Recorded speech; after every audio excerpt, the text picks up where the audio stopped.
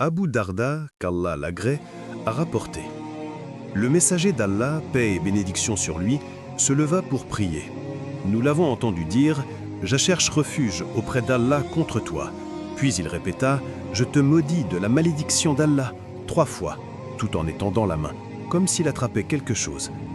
Une fois la prière terminée, les compagnons lui dirent « Ô messager d'Allah, nous t'avons entendu prononcer dans ta prière des paroles que nous ne t'avions jamais entendu dire auparavant, et nous t'avons vu étendre la main.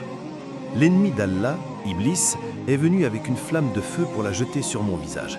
J'ai dit 3 fois, je cherche refuge auprès d'Allah contre toi. A'udhu billahi mink. Puis j'ai dit, je te maudis par la malédiction complète d'Allah.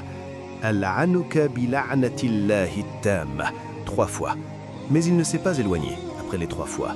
J'ai voulu l'attraper, et par Allah, si ce n'avait été la supplication de mon frère Sulaiman, paix sur lui, il aurait été attaché, et les enfants de Médine auraient joué avec lui. Ce hadith authentique, rapporté dans Sahih Muslim, montre la protection divine accordée au prophète contre les assauts de Shaitan, même pendant la prière. Il prouve que Satan peut s'attaquer aux êtres humains, y compris aux meilleurs d'entre eux, en tentant de les perturber dans leur adoration. Cela nous rappelle l'importance vitale de réciter régulièrement les invocations de protection prescrites, comme le Ta'awudh, pour se préserver de ces ruses. Une autre leçon profonde réside dans l'humilité exemplaire du prophète d'Allah.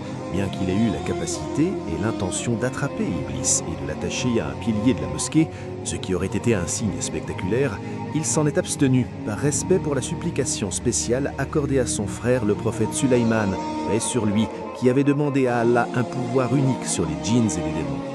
Cette retenue illustre sa grande modestie, son respect pour les autres prophètes et son abandon total à la volonté divine, sans jamais abuser de ses privilèges.